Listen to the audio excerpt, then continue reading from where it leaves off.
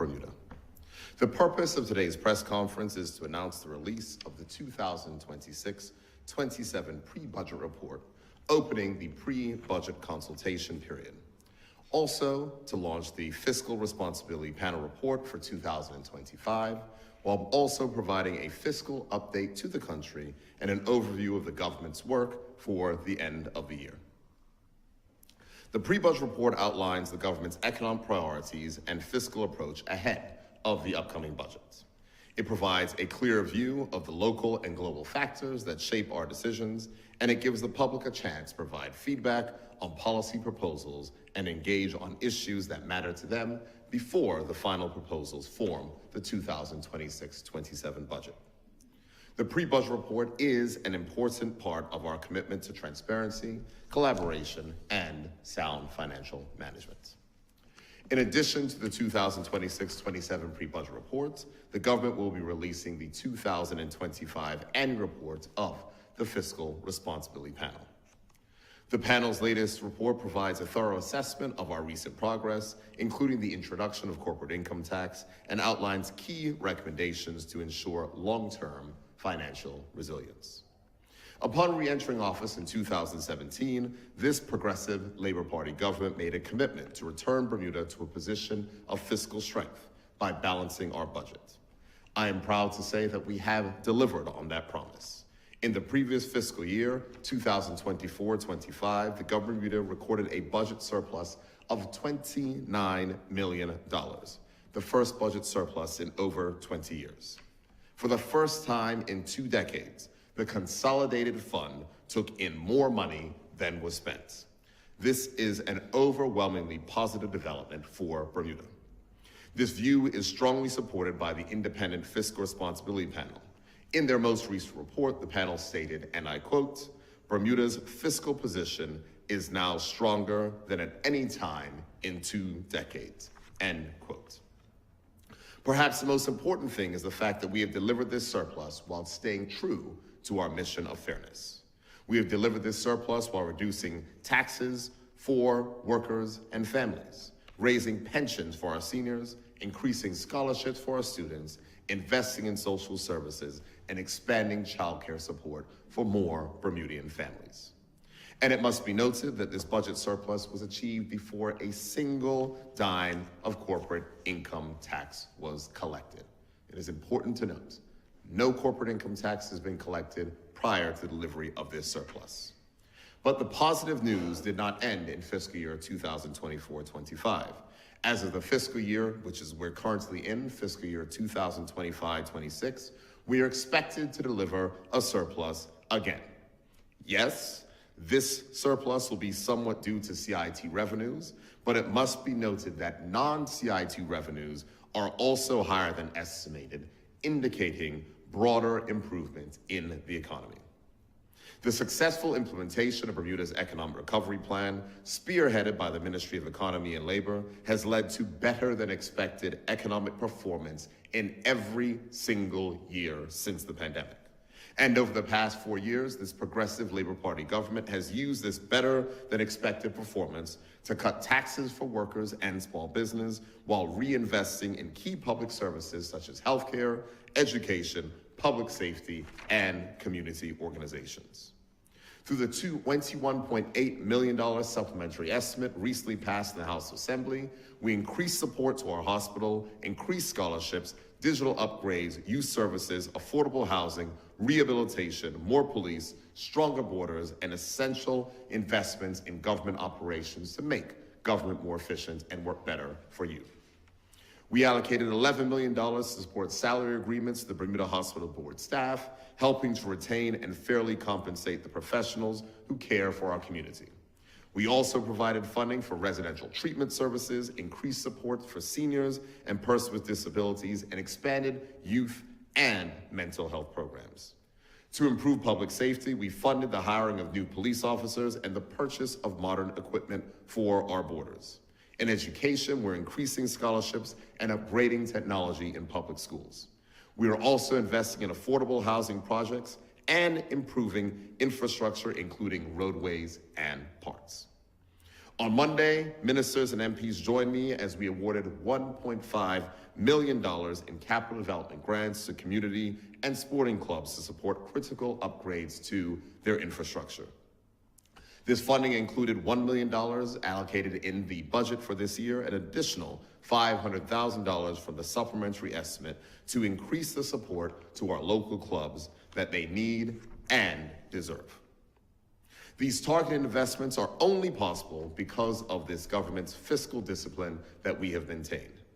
They reflect this government's continued commitment to using the surplus funds responsibly, investing in services that matter to the people of Bermuda while staying focused on long-term sustainability and reducing our debt. The new revenues that we'll receive through the corporate income tax will be managed with the same fiscal prudence and long-term focus that has returned this country to a budget surplus. The government is proposing a clear, disciplined fiscal framework that ensures corporate income tax receipts will be used to implement the recommendations of the Tax Reform Commission that reduce debt, build financial reserves, and make strategic investments that serve the long-term interests of Bermuda and its people. Our forecasts show that net debt will fall from $3.2 billion today to below $2.5 billion by fiscal year 2027-28. That means less of your tax dollars going to interest payments and more being invested in things that matter like healthcare and infrastructure.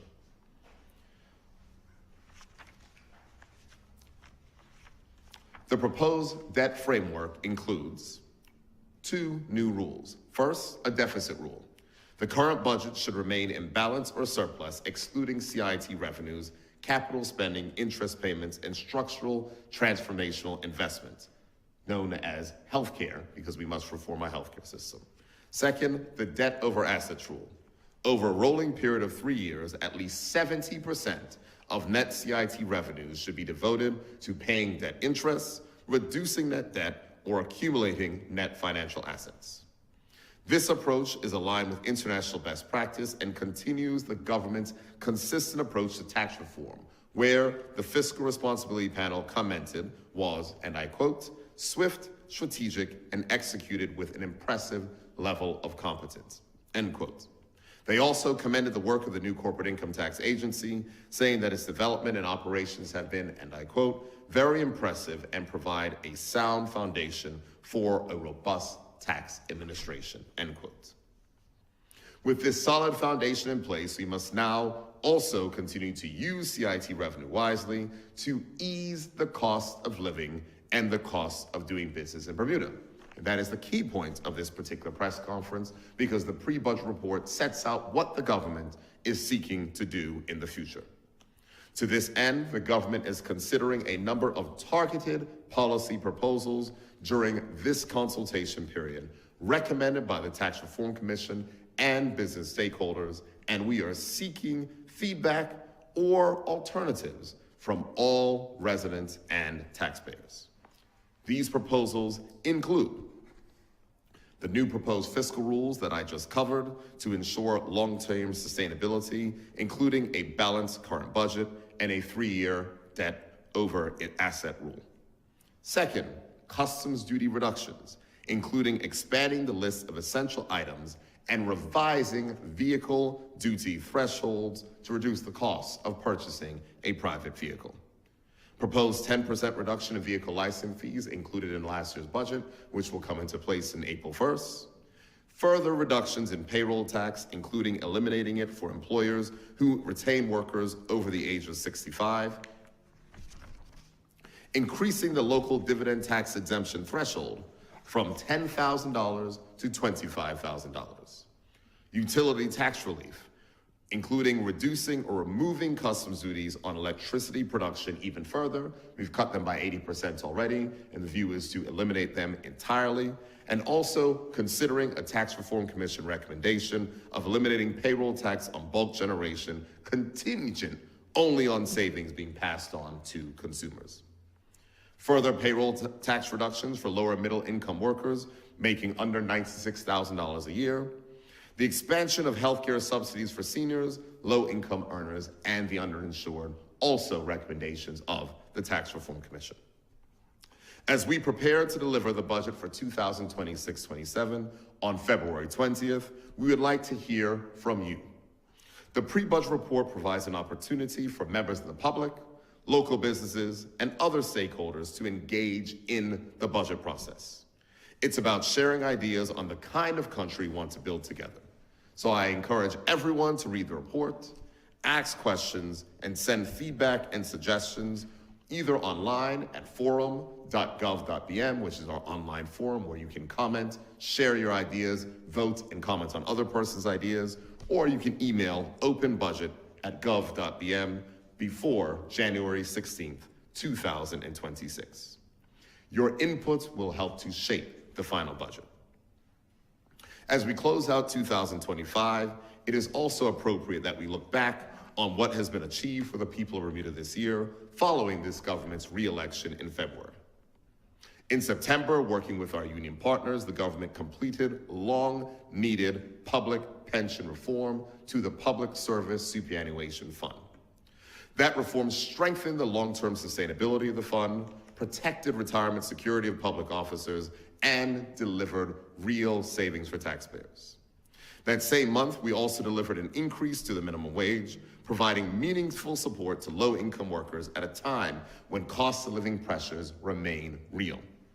That decision reflects this government's continued commitment to fairness and ensuring that economic progress is shared. Also, during the budget, we reduced a significant number of taxes, which we will continue to do in the future. These actions have laid a strong foundation for an aggressive legislative agenda that we will continue to execute in 2026, starting with the budget. In addition to our legislative agenda, the government has continued to execute on our promises. Work is being advanced by the Ministry of Youth, Social Development, and Seniors on repurposing the former Gilbert Institute as the new seniors daycare facility, providing much needed support and relief for families. The Ministry of Home Affairs is also taking concrete action to help ease cost of living pressures. In October, the ministry launched the Affordable Basket Initiative, which provides targeted relief on essential grocery items and helps families manage everyday expenses. The Ministry of Housing and Municipalities has continued to advance the government's affordable housing agenda, with multiple Bermuda Housing Corporation projects progressing along the island at Battery Road, Harmony Terrace, Chelsea Apartments, and other sites. The Ministry of Public Works has continued to make steady progress on road improvements across the island, addressing a key frustration for motorists. The Ministry of Health has continued to advance healthcare reform, with Phase 1 of universal health coverage scheduled to begin in January 2026. This will mean improvements and expansion to hip and future care, including free annual health exams, higher prescription limits, and the removal of the waiting period for personal home care benefits. The Ministry of Education has continued to advance the transformation of public education, including the reintroduction of the Gifted and Talented Education Program. The Ministry of National Security has continued to advance the National Violence Reduction Strategy, strengthening coordination across government departments and the community. This government came into office with a commitment to fiscal responsibility, economic fairness, and social progress. We have stayed focused, even when it was hard, even in the dark days of the pandemic, and even when the naysayers said that what we set out to achieve could not be done. And now this government is seeing the results. But the results are not for us. They are for the people of this country whose hard work and sacrifice means that they should enjoy the benefits of this economic progress. The work is not done. We understand that there is more needed to be done, but your input can help shape the future of what this next budget will look like as your government pledges to deliver more relief to you and your family and your small business. Thank you, and I'm now happy to take questions from members of the media. Thank you, Premier, for your remarks this morning. We're going to start off with questions from the media. Do you want to go first, Jonathan? Sure, I'm happy to. I've just got it. Morning, Mr. Premier. Good morning, Jonathan. How are you today? I'm not bad. It's been a while since I've had a press conference, actually. It has. I wanted to start start with something that we reported on from the Chamber of Commerce. It's down the line, but obviously we're seeing that unemployment is very low, and that's very good news. Mariko Thomas sounded the alarm particularly to do with the reopening of the Fairmont Southampton and the employment, I believe it's 70% Bermudians, basically saying that we're looking at an impending labor shortage that will have a big knock-on effect across our economy. Just generally, if that fits in with the topic of the day, we were hoping to hear a bit on how we ward that off. So, Bermuda, like many other countries, is dealing with various demographic changes. If I just give rough numbers, these aren't exact numbers, so I'm just giving an example of what you would see insofar as the, I guess, proportion. Let's say about 1,000 Bermudians are turning 65 this year and getting to the place where they leave the workforce. There's only about 500 Bermudians to replace those persons inside the workforce. You understand? That's just the reality. And so these are the things that compound our pressure on housing and then do lead to what we do see is a very tight labor market. But what I can let you know and what I can let members of the public know, that we have a very strong Minister of Economy and Labor who knows, understands, and gets this. So we need to make sure that there is adequate labor supply inside of the country, and we'll make sure that there's adequate labor supply inside the country. But we cannot ensure there's adequate labor supply inside the country to the detriment of Bermudians. And so there is a balance that we must have. So the fact is that we do have a tight labor market, yes. And the reality is that we need to continue to make sure that we're doing more investments in housing and other services as the labor market will continue to be tight for the foreseeable future. There was a time before when people were saying we didn't have enough jobs. Now we have as many jobs and people are worried that we don't have enough labor. These are the things that governments must manage when we balance the economy, when we do economic management. But I think for the last 8 years, we've demonstrated that we can manage an economy, and we will make sure to make the necessary adjustments that the labor will be in place and the flexibility will be in place, because it is vital and important that next year that hotel opens and operates well. And so we will do that particular work. And I have no doubt the Minister of Economy and Labor is well aware of the future workforce planning needs for the country. Got you. Just quickly, in terms of the corporate income taxes, I understand it can be quite volatile. You don't really know what you're dealing with. In terms of, I believe the term was a stability fund that the Tax Reform Commission proposed. We're going ahead with that? Absolutely. And the pre-budget report spells out what the government's approach to that, but it's a great question and I'll answer that. So if you look back to the Tax Reform Commission report, the Tax Reform Commission recommended a waterfall of about 11 or 13 items, one or the other off the top of my head. But the top 2 items inside of their waterfall were a $200 to the debt sinking fund and $200 million to the debt sinking fund and $100 million into the stability fund on an annual basis. The government in the pre-budget report you will see is committing to accept that particular recommendation. The important point to note is that recommendation will come into place not in this next fiscal year, 2026-27. It will come into place in the following fiscal year, 2027-28.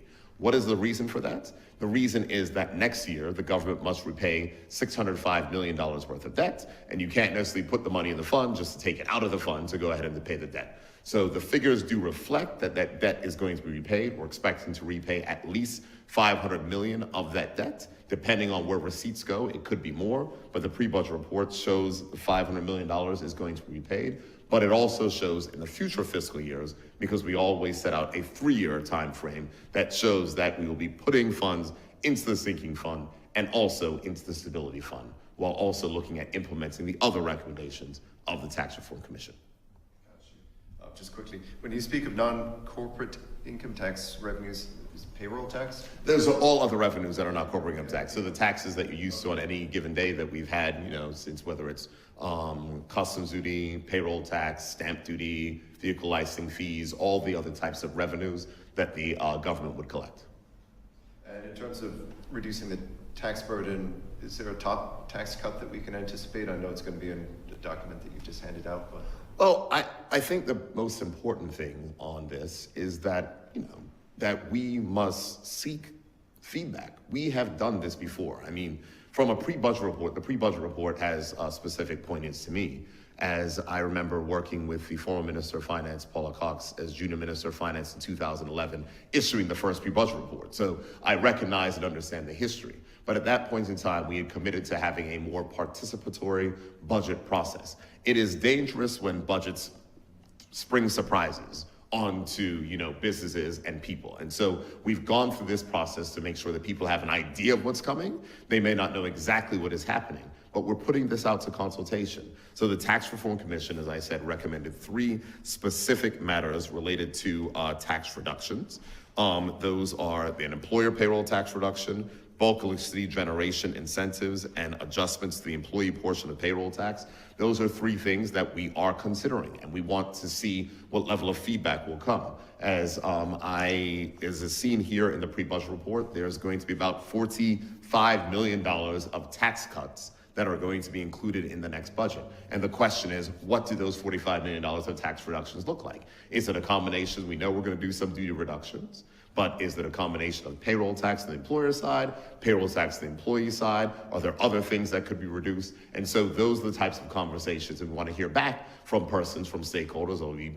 I met with my caucus last night, we'll be meeting with him in January, but the report is to stimulate conversation, discussion around what is most necessary. So we do have pre-consultation with all the business groups. They have written in, some of their ideas are in here as well. We'll have further meetings in January, but we want to hear from the public as well, because in past years, there have been some really good ideas that have come from the public consultation on the pre-budget report that have actually made it into the final budget. Thanks. And last one for me, and I, of course, am somewhat fishing on this, but Go ahead, fish away. We're looking at a rise in the standard premium rate to do with health insurance.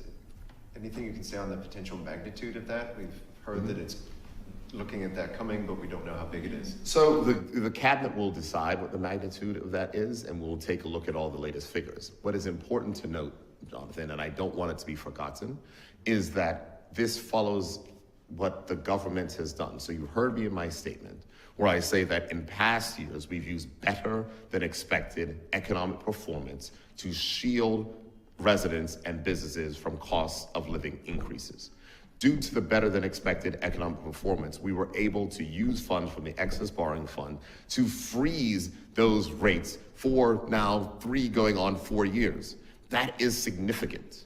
That is a very significant thing, and I don't want that to be forgotten, that we froze those rates. But what I said in the budget statement in 2025 in May, that it would not be possible to maintain that freeze in perpetuity, and there is going to need to be an increase. The $38 million of which the agreement costs has to be funded somehow. All of that is not going to go to insured persons. The government is going to certainly pay some, but that is going to be a conversation, discussion that is going to take place in the cabinet. But it is important to recognize that as we look to reform healthcare, the government cannot continue to underwrite that freeze, and there is going to have to be an increase in healthcare premiums. The standard premium rate, there's just going to have to be. Thanks. Thank you, Jonathan. Jasmine, Good afternoon, Premier. Thanks for your statement today. Obviously, something that affects locals most directly, cost of food, goods, groceries, etc. I wondered with this budget surplus, is there any room for new investment in local farming or food production that could perhaps reduce our dependence on duty? An excellent question, Jasmine, and the type of feedback that we wish to seek from members of the public. So when we look at the capital budget this year, the capital budget is expected to go up to $170 million. Now, in contrast, it's important to recognize that 3 years ago, our capital budgets were at 80, and that was thought to be a lot. There's significantly more space for capital money, for capital investment, for those type of things to go to the community. And certainly, I know the Ministry of Economy and Labor, along with the Ministry of Public Works and Environment, are finalizing the integrated agricultural strategy. But if there is more support that we can provide, I know there is support that we've already provided to farmers through the BDC and continuing to work there. So the answer to the question is yes. But at the same time, we also want to reduce taxes where we can can, which can have certain benefits as well. I think when we talk about, I guess, matters for the community, there are also considerations around near-term funding for smaller items. So for instance, when we're talking about smaller businesses, we have these conversations where people are saying, okay, we've got feral chickens running around, why don't we have a chicken farm and different things like that. All those things, we're going to have the capacity to make sure that we set up well-managed funds to do that. So those aren't things that will be in, broader, larger issues of sovereign wealth funds, but there's also a discussion whether or not we should set up smaller entrepreneurship funds and put things towards that can support those type of efforts. So the answer to the question is yes. Those are all things that can be considered, and that is what the objective of the pre-budget report is to do. It is to solicit feedback from members of the public, from community organizations, from business stakeholders around the choices that we face as we go towards the next budget. People that may be hearing this, the economy is doing great. The fiscal responsibility panel said the economy is stronger than it's ever been in the last 2 decades. These are very powerful statements, but I wondered, how can you bridge the gap between those who are not seeing the increase in their wages, are not seeing grocery prices go down as much as they need? Is this going to be more of a long-term, impact before people can actually feel the effects of the economy? So I would say that the fiscal responsibility panel certainly said that the government's fiscal position is in a better space than it had been. I mean, the economy is a mixed bag. We have seen significant economic growth. We have seen continued job growth. We have seen wages that are going up, but also that is being coupled by, price increases in some places as well. I think that it is important to note and to recognize that we have seen reductions in a number of places. Belco bills are going down again next year, and that's on top of the tax reductions of which we've put in place. The Minister of Home Affairs has launched the Affordable Bermuda basket to ensure that people can get the 20% reduction on those essential baskets and goods. So I think it would not be accurate to say that costs are not coming down in certain ways. The government is working to continue to do that. But at the same point in time, our job is to make sure we invest to have there to be even a better economic space in the country. That means that we have to put more money into affordable housing. The significant amounts of money of which we're going to put into affordable housing will increase next year so we can even deliver more particular items, and also making sure that we make healthcare more affordable by delivering on those pledges. So if we look at persons who may be challenged, persons who may be on lower incomes, and you look at the recommendations which were set out by the Tax Reform Commission, such as low income healthcare subsidies and others, to make sure that persons who are at the lower end of the economic spectrum, who are challenged, will have more support. And so this is a bipartisan committee, remember, that was made up of, OBA members, PLP members, business, local business, international business, community organizations, labor unions, who've come up with these particular recommendations. And so we are proud of the work that the Tax Reform Commission has done, and we're looking seriously at those recommendations. And those are some of the things that can address those challenges, because it is important to use the money that you have in order to affect the most people in the places where it can have the best effect on their lives. Just speaking of electricity, the Islands Utility recently announced that they're offering, voluntary shedding of jobs, those opting for retirement.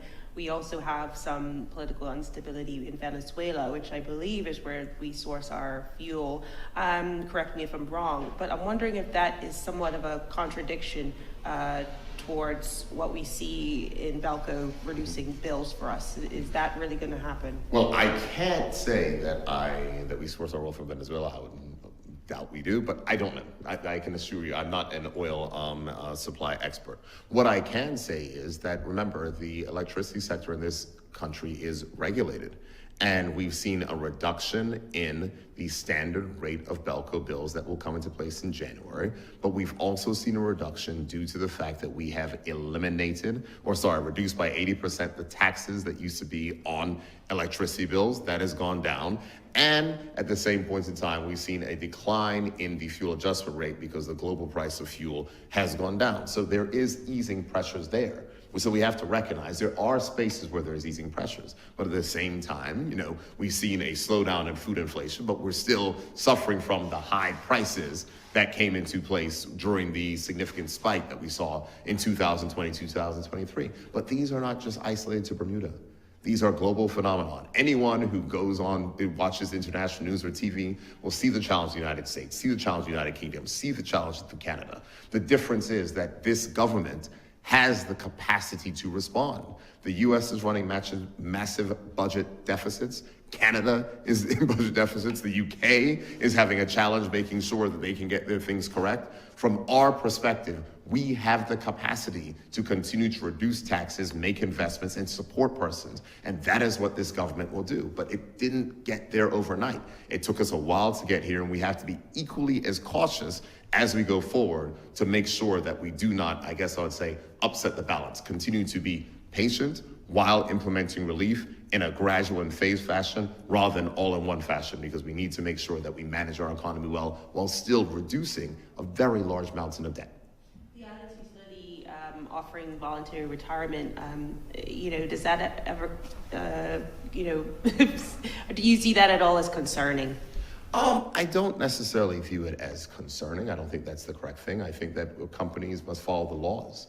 And so if there's voluntary retirement and people are voluntarily taking the package because they may want to do something else, then that's fine. We see restructuring that's taking place all throughout certain businesses as well. I mean, it wasn't too long ago that the government was offering voluntary retirement. We're not doing that now as well. But the reality is that there are plenty of jobs inside this economy.